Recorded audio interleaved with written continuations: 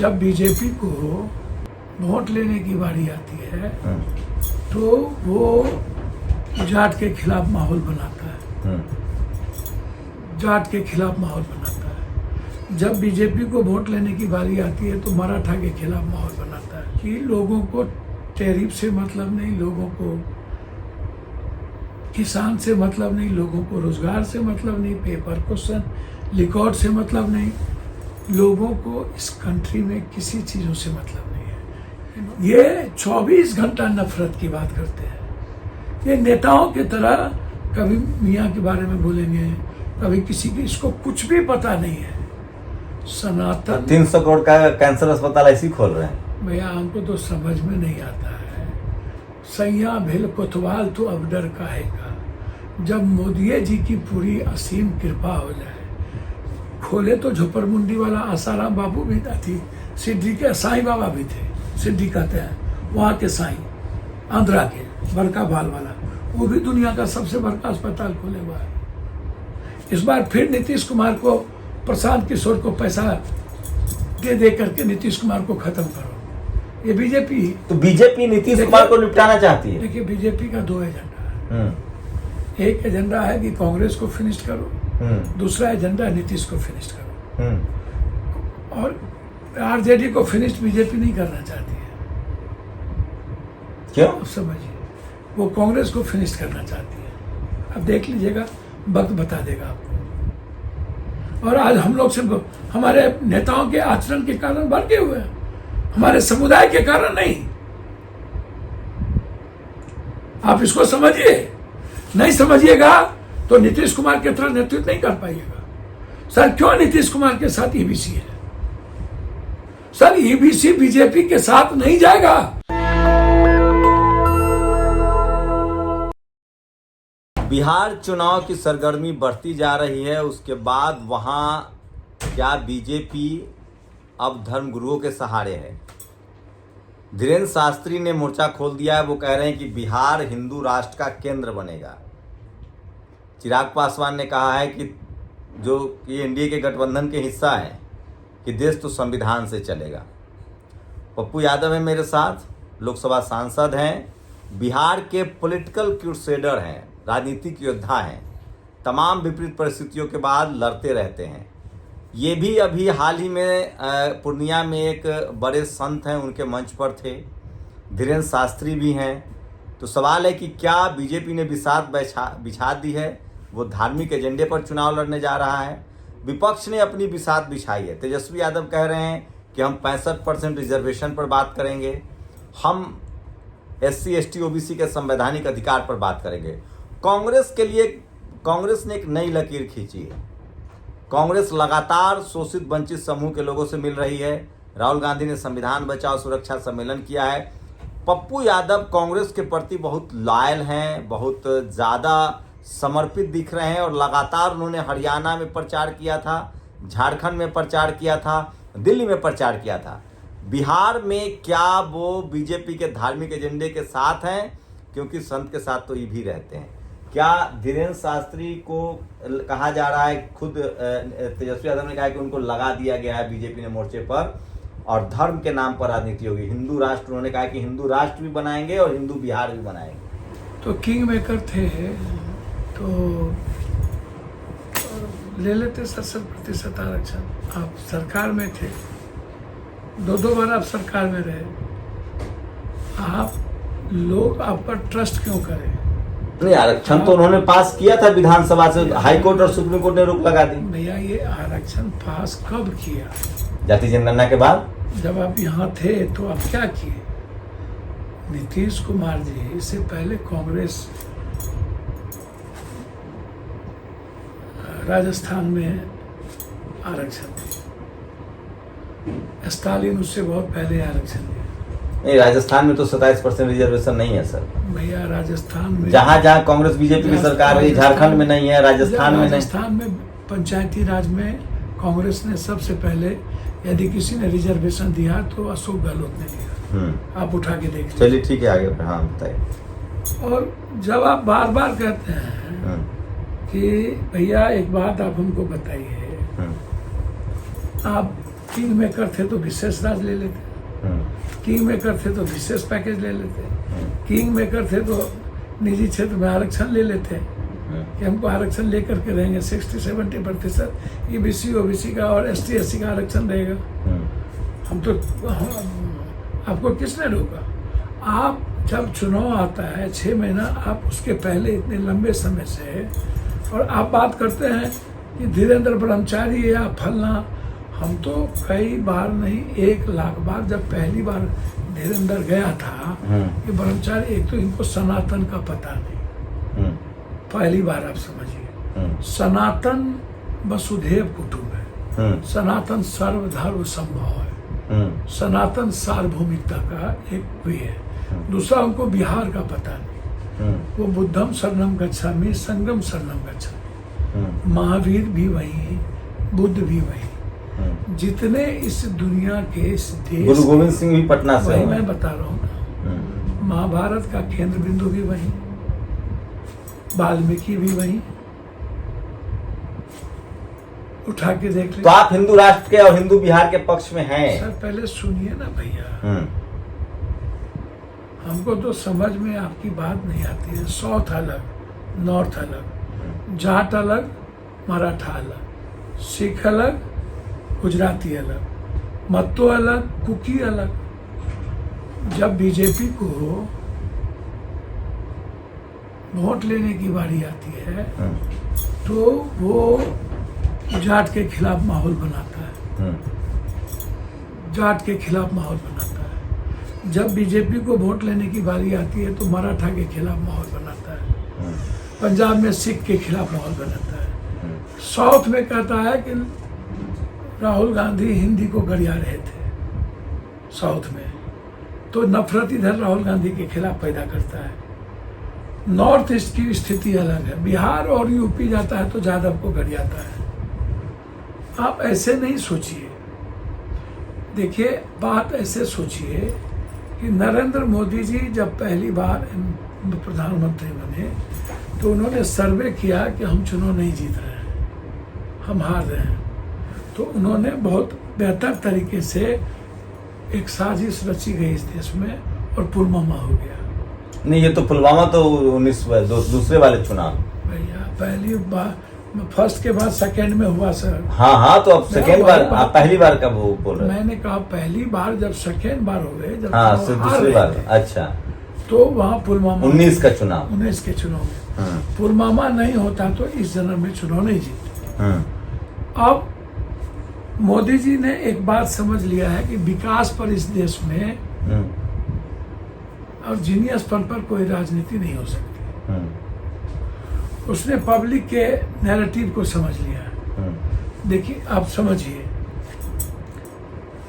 Tariff देखिए और Trump का आतंक देखिए, उद्योग हो या गाड़ी, खाद्य पदार्थ हो, सब कुछ दिनों के अंदर 12 लाख करोड़ रुपया से लेकर और सट्टा बाजार से लेकर के शेयर मार्केट से लेकर मुद्रास्फीति, देश में कोई भी यूथ इस पर बात नहीं कर रहा है, टैरिफ पर बात नहीं कर रहा है। समझ लीजिए आप, इकोनॉमी पूरी की पूरी भारत की खत्म होने जा रही है। हो सकता है एक दिन सीरिया वाली स्थिति हमारे की हो जाए, इस पर चर्चा नहीं हो रही है। सट्टा बाजार के द्वारा क्रिकेट खेला जा रहा है, हमारा यूथ पटाखा वहां फोड़ रहा है। समझिए मोदी क्या समझ रहा है। कुंभ में डुबकी लगा करके, सबसे पहली बात तो कुंभ में लोग कितने गए, कितना ट्रेन था इनके पास, गिनती कर लीजिए, और कितना प्लेन। ठीक, 150 करोड़ में इन्होंने एक मार्केटिंग बना दिया। बाद में तो इन्होंने यह कह दिया कि सोशल मीडिया के द्वारा ही कुंभ में स्नान कर लीजिए। डिजिटल 66 करोड़ लोग का डेटा दे रहे हैं कि 66 करोड़ लग गए। आप तो सुनते भी नहीं है। आप देखिए ना कि डिजिटल के द्वारा बोला गया कि नहीं, डिजिटल से भी कुंभ का स्नान हो जाएगा लास्ट में। भैया, क्या 3 आदमी पर 1 आदमी कुंभ चले गए? 54 करोड़ आदमी 5 किलो अनाज पर खाता है, उसके पास पैसा कहाँ से आया कि वो 54 करोड़ गया? एक दूसरी चीज, तीसरी चीज लगभग 24 से 25-26 करोड़ अम्बेडकरवादी, बुद्धवादी, महावीरवादी, जैनीवादी, इस्लामवादी, ये 26 करोड़ चले गए। अब आइए, क्या वहां उतनी जमीन, उतनी व्यवस्था थी जहां 64 करोड़ लोग चले गए? चलिए वो तो हो गया। 3 लाख करोड़ का फायदा रेवेन्यू हुआ, योगी जी कह रहे हैं, और एक नाव वाला 30 करोड़ रुपया कमाया। वो तो दुनिया को पता है वो कितना बड़ा अपराधी है और क्या दिखा रहा है, वो क्या बोलते रहते हैं उसके बारे में दुनिया को पता है। अभी जो विदेश में बीजेपी का एक बड़ा क्रिमिनल, आप जिसको 40 साल की सजा ऑस्ट्रेलिया वाले कह रहे हैं, और ये नहीं कहा 30 साल तक वो जेल से नहीं निकल सकता है बाबा। 40 साल 30 साल 40 साल सजा, 30 साल तक उसको पैरोल भी नहीं मिलेगा। बाबा राम रहीम और आसाराम की तरह नहीं कि पैरोल मिल जाएगा। तो बाबा राम रहीम और आसाराम से बीजेपी का क्या संबंध है? सुनिए ना, बाबा राम रहीम तो दिल्ली बीजेपी के लिए प्रचार करने निकाला जाता है हरियाणा में। आसाराम भैया आसाराम के साथ तो अटल जी से लेकर आप सुनिए, आप टैरिफ की बात कर रहे थे, आप इंटरनेशनल सर, आप बताएं, ट्रम्प और मोदी की दोस्ती सब दुनिया जग जाहिर है। मोदी जी के सामने ट्रम्प कुर्सी लगाता है। हम आएंगे हिंदुत्व पर कि लोगों को टैरिफ से मतलब नहीं, लोगों को किसान से मतलब नहीं, लोगों को रोजगार से मतलब नहीं, पेपर क्वेश्चन रिकॉर्ड से मतलब नहीं, लोगों को इस कंट्री में किसी चीजों से मतलब नहीं है। इन्होंने नैरेटिव सेट कर दिया है भाग्य, किस्मत, भगवान। ये जो ईबीसी और ओबीसी के लोग हैं, देखिए दलित समुदाय में एक संदेश है, एक वर्ग है लंबा 24। आप शेड्यूल कास्ट कम्युनिटी के ना, शेड्यूल कास्ट कम्युनिटी में सोशल रिफॉर्म ज्यादा हुआ है, और एसटी में भी है कि हम बिरसा मुंडा हैं, और उसमें भी है कि नहीं हमारी बात करने वाला बुद्ध है या तो ईसाईयत है, हिंदू नहीं बनना चाहता है वो। उनका अपना सरना कोड की मांग कर रहे हैं। जी। तो आप ये जो जिसको देख रहे हैं बंदर टाइप के लोगों को, देखिए ये लोग दलाल है, दलाल। कभी कभी जब किसी व्यक्ति का दुकान, किसी पार्टी की बाजार खत्म होने लगता है तो वो एक रास्ता तय करता है। अब मोदी जी को न तो पहले अपने पर पुलवामा के समय भरोसा था, न अब भरोसा है। उनको लगता है कि मेरे जीतने का माध्यम कोई न कोई इन कुंभ, क्रिकेट, बाबा को टिबू, तो उस दलाल की मार्केटिंग नेताओं ने और नरेंद्र मोदी ने किया। कैंसर अस्पताल तो ढेर खुला था, एक तो कैंसर अस्पताल खुला, उस मार्केटिंग के लिए सारे देश के नेता और मीडिया चले गए। अब आप समझिए कि मोदी जी जाकर के गणेश परिक्रमा कर रहे हैं और उसके साथ नाच रहा है, कितना बड़ा छोरा है वो, आप उसको समझिए। और उसका उच्छृंखलता देखिए, क्या बोल रहा है कि जो छेड़ेगा उसको छोड़ेंगे नहीं। एक बोल रहा है हाथी चले बाजार, कुत्ता भूखे हजार। तीसरी तरफ क्या बोल रहा है, औकात है तो फड़िया लो। ये तीनों बात उसने कही है। कभी किसी संत को प्रतिक्रिया देते, रियल संत को, वाल्मीकि को, संत रविदास को, कबीर को, गुरु नानक देव जी को, महर्षि जी को, कब किसी अच्छे संत को कभी लोग कहते थे यदि बिच्छू का काट रहा है तो बिच्छू का स्वभाव है काटना, और संत का स्वभाव है माफ करना। ये 24 घंटा नफरत की बात करते हैं। ये नेताओं की तरह कभी मियाँ के बारे में बोलेंगे, कभी किसी की, इसको कुछ भी पता नहीं है। सनातन 300 करोड़ का कैंसर अस्पताल ऐसे ही खोल रहे हैं। भैया हमको तो समझ में नहीं आता है। सैया भेल कोतवाल तो अब डर काहेगा, जब मोदी जी की पूरी असीम कृपा हो जाए। खोले तो झोपड़मुंडी वाला आसाराम बाबू भी थी, सिद्धि के साईं बाबा भी थे, सिद्धि कहते हैं वहाँ के साईं, आंध्रा के बड़का बाल वाला, वो भी दुनिया का सबसे बड़ा अस्पताल खोले हुआ है। उस पर तो कितना एक्सप्लॉयटेशन का आरोप है, छोरा छोरी का। आप उठा के देख लीजिए, एक ठो ने 100 लड़के के साथ उसका रिलेशन उठा के देखिए। उसके बाद आप दुनिया में लगभग बाबा को देखिए, कुछ ही बाबा संत हैं, या वो अपनी चीजों को अलग अलग। मैं धीरेन्द्र शास्त्री पर बात कर रहा हूँ, भैया, वो जो आदमी नहीं है दुनिया में, वो सब साइज नहीं है। मैं धीरेन्द्र क्या शास्त्री कह रहा- क्या लग रहा है कि वो चुनाव जिताने के लिए बीजेपी के लिए आए हैं, या वो धर्म का काम कर रहे हैं? धर्म के काम करने पर कोई रोक नहीं है, कोई किसी धर्म का अनुयायी हो सकता है, अपने धर्म के लिए काम कर सकता है। धर्म का काम बंदर लोग करेंगे, और बीजेपी के लिए मार्केटिंग करने वाले धर्म का काम करेंगे, या किसी अन्य पार्टी के लिए। आप लोग का क्या एजेंडा रहेगा बिहार में इस बार चुनाव का? मैं इतना जानता हूँ, यह देश सनातन का है, यह देश बुद्ध का है, गुरु नानक का है, कबीर का है, पेरियार का है, वाल्मीकि का है, राम का है, रहीम का है, मोहम्मद का है, शिव का है, कृष्ण का है, कर्मयोगी का है। ये मतलब आप नहीं धर्म के आधार पर चुनाव नहीं होना चाहिए कह रहे हैं? इस जन्म में होगा भी नहीं। लेकिन बिहार में तो इस बार बीजेपी तो धर्म के आधार पर लड़ेगी। बीजेपी दहशत में है, डरी हुई है कि बिहार ही एक प्रदेश है जहाँ पर नफरत की राजनीति कम होती है, और धर्म कम है, जात ज्यादा है।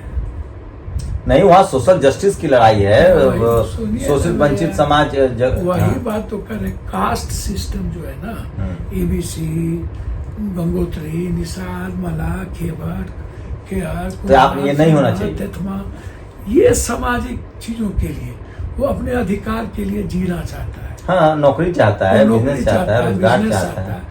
वहाँ पर धर्म की प्रासंगिकता नहीं है। वैशाली को आप उठा के देखिए भैया, आप जिधर जाओगे ना उधर आप साहित्य का संघर्ष देखोगे, सामाजिक बदलाव देखोगे, समाजवाद की स्थिति देखोगे, परिवर्तनकारी लोगों को देखोगे, आर्थिक आज़ादी भगत के इतिहास के अशोक को देखोगे, आप आर्यभट्ट को देखोगे, नालंदा विक्रमशिला को देखोगे, आप चाणक्य को देखोगे, चंद्रगुप्त को देखोगे, आप विद्यापति, रेणु, राष्ट्रकवि, दिनकर को आपकी देखोगे। राजनीति क्या है? आप सब पर बात कर रहे हैं, आप इस तरफ है उस तरफ है। आपको तो मुझे समझ में नहीं आता है, ये छिछोरे टाइप के लोग जो, जिसको तो बैन करना चाहिए, इसको तो जेल भेजना चाहिए था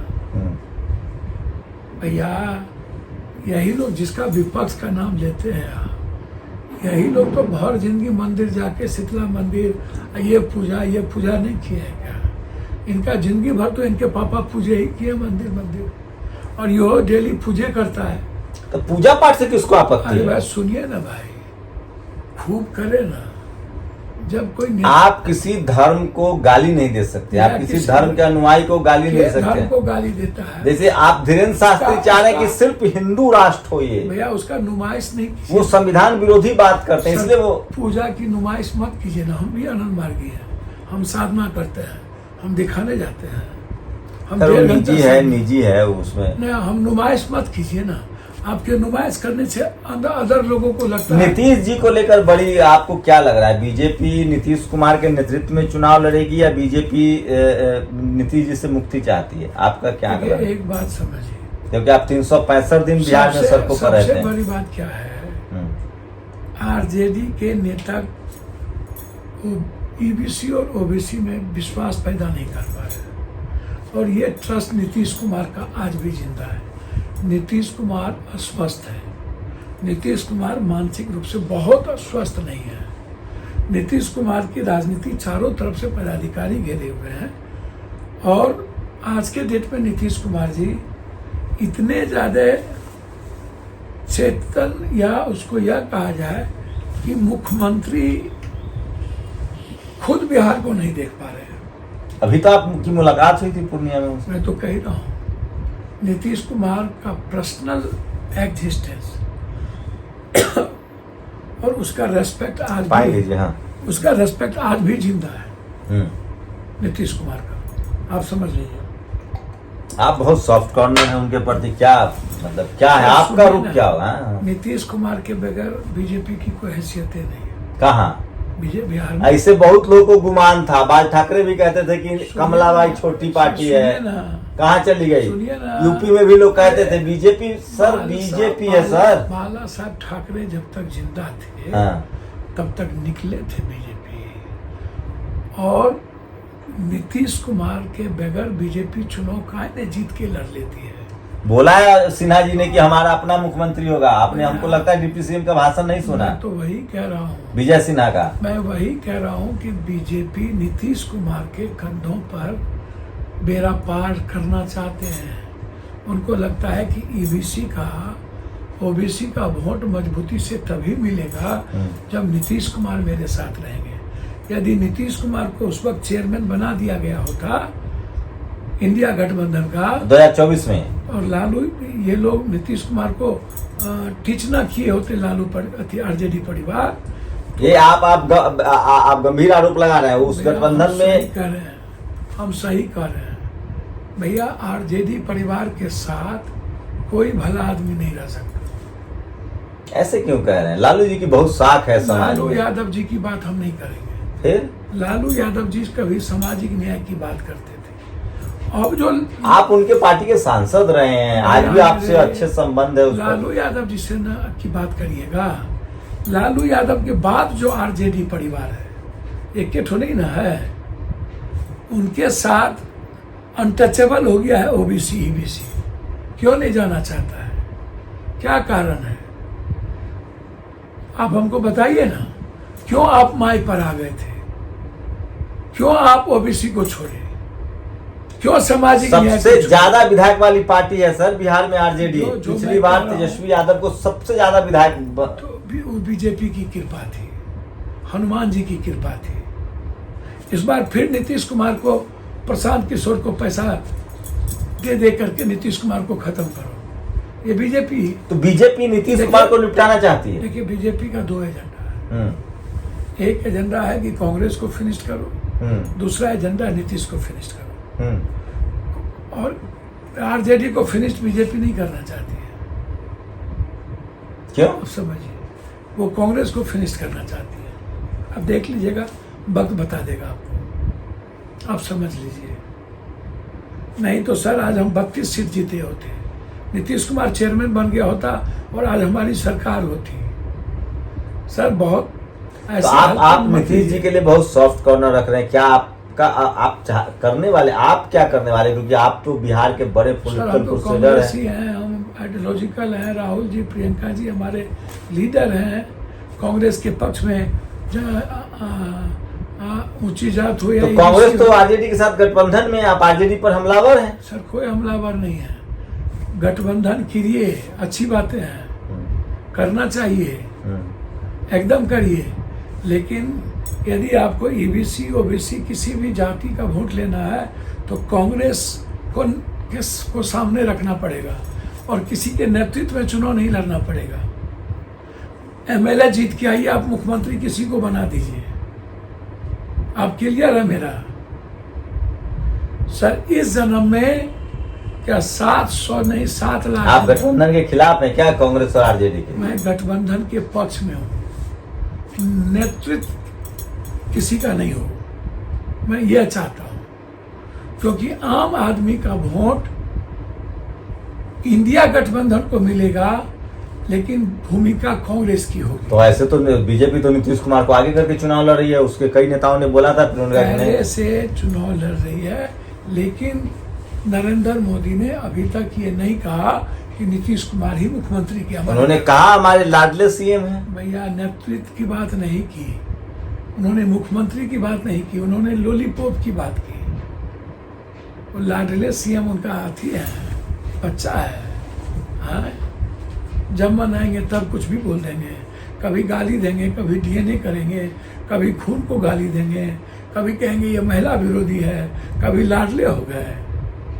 आपका ओवरऑल प्रेडिक्शन क्या है बिहार में? मेरा प्रेडिक्शन साफ है और क्लियर है कि दोनों के जो लोग बिहार में रहे हैं उनके खिलाफ एक माहौल है, और उसके लिए कांग्रेस को मजबूती के साथ अभी से मजबूत निर्णय लेकर के संगठन और संघर्ष पर ध्यान देना पड़ेगा। और जो वहाँ सरभारा लीडर हैं जमीन पर लीडर हैं जिस भी स्टेट में, उसको प्राथमिकता देनी पड़ेगी।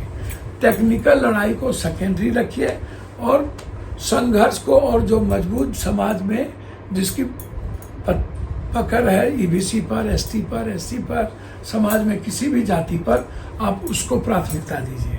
आप लेट मत कीजिए। लेट करने के कारण कई घटना, हम हरियाणा हारते कभी जीवन में है। हम आंख खोल के नहीं चलेंगे, आंख बंद करके चलेंगे। अब हमको पता चल रहा है कि इतना वोटर लिस्ट बदल गया, क्या है वहाँ भी ये लोग कर रहे होंगे। पसमानदा मुसलमान को वोटर लिस्ट से निकाल देंगे और कहेंगे पसमानदा मुसलमान वोट हमको दे दिया। सर ये बहुत सातिर लोग हैं। 24 मिनट, 24 घंटा, 24 सेकेंड और सालों भर ये चुनाव में लगे रहते हैं। इसको ऐसे मत समझिए आप। और हम लोग चुनाव की बात करते हैं 6 महीने में, 3 महीने में, और वो भी क्षेत्रीय पार्टी कांग्रेस से लड़ती है, बीजेपी से नहीं लड़ती है। और बार बार बोलिएगा 70 सीट दिए। 70 में 45 सीट कभी आरजेडी चुनाव नहीं जीता था। आप वो 70 सीट ले लीजिए। तो आरजेडी सीट ये देंगे, ये नहीं होगा। कैंडिडेट ये दीजिए, वो भी नहीं होगा। सीट का तय नेता करेंगे और सीट कौन सा लेंगे। टैरिफ पर क्या कह रहे थे मोदी जी और ट्रम्प की तो बहुत अच्छी दोस्ती, आप इकोनॉमिक्स पर बोल रहे थे। सर बांग्लादेश गायब, वियतनाम गायब, ताइवान गायब, नेपाल गायब, श्रीलंका गायब, सारे रास्ते बंद। आईएसआई का एजेंट बांग्लादेश जाता है, भूटान के सारे मंत्री चाइना जाते हैं। आप हमको अभी हांगकांग ने जवाब दे दिया, क्या टैरिफ लगा दिया। ये डेनमार्क ने टैरिफ लगा दिया अमेरिका पर। मतलब अमेरिका से रिश्ते खराब हो रहे हैं भैया। डेनमार्क की औकात है टैरिफ लगाने की। छोटे छोटे देश पर टैरिफ लगाया था, इसने भी टैरिफ लगा दिया। तो भारत और मोदी और ट्रम्प में अच्छे रिश्ते हैं। किसका अच्छा रिश्ता है? किसका? मोदी जी और ट्रम्प। भारत की सारी इकोनॉमी, सारी शेयर मार्केट, सारी मुद्रास्फीति, सारी बाजार के पैसे को बर्बाद करके अच्छे रिश्ते हैं। आप भी शेयर मार्केट में पैसा लगाया था। शेयर मार्केट तो डाउन है, 90 लाख करोड़ रुपए लोग के डूबे हैं। भैया हम शेयर मार्केट ही तो डाउन है। कौन सी संस्था बर्बाद नहीं हुई है? HCL से लेके जेल, गेल, सेल से लेके कौन बर्बाद नहीं हुआ? खाद्य पदार्थ की स्थिति क्या है? HCL प्राइवेट कंपनी है। सर सब बर्बाद हो गया। लेकिन मोदी जी तो कह रहे हैं कि आर्थिक तरक्की कर रही है देश। भैया ये तो आर्थिक तरक्की तो आपको आपके करेंसी से ना पता चल रहा है। करेंसी की स्थिति क्या आपसे नहीं पता चल रहा है। 85 रुपए हो गया डॉलर। तो फिर तो इससे बुरा भी कुछ दुनिया में हो सकता है क्या? अब आप कैसी तो आप लोग संसद में कहाँ ये सब बात उठाते हैं? हम ही तो उठाते हैं। परसों भी तो हम उठाए हैं ये बात। हाँ, क्यों नहीं देखते? आप पप्पू यादव जी को कम देखते हैं और पटना के आपको ज्यादा पसंद है। तो प्रधानमंत्री से तो आप लोग की मुलाकात होती होगी संसद में। भैया काहे का मुलाकात होगा उनसे? उनको क्या लेना देना इस देश से? वो एजेंडा सेट करते हैं हिंदू मुसलमान का, और अदानी के बाग को खिलाने चले जाते हैं। और हाथी, अरे अदानी नहीं, अंबानी जी का वो बंद तारा है। हम बंद तारा, चिड़ियाखाना खोले हैं। तो वहां पर जाके चले जाते हैं नौकरी करने के लिए और उनकी सेवा करने। लगता है अंबानी को खुश करने गए हुए हैं और एकदम शानदार फोटो सेशन करते हैं एकदम। आप क्या कीजिएगा बिहार में इस बार?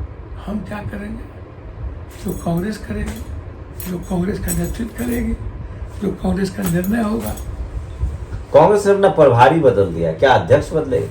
अब ये तो कांग्रेस जानेगी ना। हम न 3 में न 13 में। हमें जो दायित्व कांग्रेस देगी, जहाँ जहाँ दिया वहाँ किए हैं, जो दायित्व देगी उसको निभाएंगे। हम गठबंधन, इतना त्याग क्यों कांग्रेस के लिए? हम गठबंधन के पक्ष में हैं। गठबंधन नहीं, इतना त्याग क्यों? लालू यादव जी के साथ बैठ के तय हो जाए कि कल मुख्यमंत्री कौन होगा। यदि हम एनडीए को हराना चाहते हैं तो मुख्यमंत्री उम्मीदवार की आवश्यकता अभी नहीं। आपकी बात से तो लग रहा है आप गठबंधन तोड़ना चाहते हैं। हमारी बात से लगता है कि हम एनडीए को हराना चाहते हैं। हमारी बात से लग रहा है कि आम लोगों के वोट को हम कांग्रेस और इंडिया गठबंधन के पक्ष में करना चाहते हैं। हमारी बात से लग रहा है कि हम सभी सरबराह की वोट को लेना चाहते हैं, क्योंकि आरजेडी के लठैतों का, गुंडों का, मवालियों का, माफियाओं का आतंक था। आप तो बीजेपी की भाषा बोल रहे हैं अपने गठबंधन के लिए। बीजेपी की भाषा हम नहीं बोल रहे हैं, बीजेपी इससे बड़ा आतंक है। बीजेपी ने अभी जो मंत्री बनाया है, 3 मर्डरर को यहाँ जो गोली मारा उसको बनाया है। तो बीजेपी तो आरजेडी का दादा है, और आरजेडी में की बात हम नहीं कर रहे हैं। आरजेडी में जो माफिया दादा है वो हमारे ईबीसी ओबीसी को उसका डर लग रहा है, हम ये कर रहे हैं। ये तो टीवी अखबार जो परसेप्शन बनाता है SC ST OBC नेताओं के खिलाफ कि लालू यादव भ्रष्ट, मायावती जी भ्रष्ट थी, मुलायम सिंह यादव भ्रष्ट थे, शिबू सोरेन भ्रष्ट थे। भ्रष्ट की बात नहीं करते हैं। तो आप भी हम भ्रष्ट की बात तो नहीं बोले। चारा घोटाले में 3 लोग दोषी हुए, जगन्नाथ मिश्रा हुए, लालू यादव हुए, नाम सिर्फ लालू यादव का होता है। बात आपकी नहीं, आप समझ रहे हैं। मैं लालू जी को भ्रष्ट तो कह ही नहीं सकता हूँ, भ्रष्ट नहीं थे। लालू जी ने कोई चोरी नहीं की, लेकिन आज नीतीश कुमार हट जाए बीजेपी से तो जंगल राज आ जाता है भैया। वही नीतीश कुमार। अभी तो नीतीश कुमार जी का इससे बड़ा जंगल राज क्या होगा?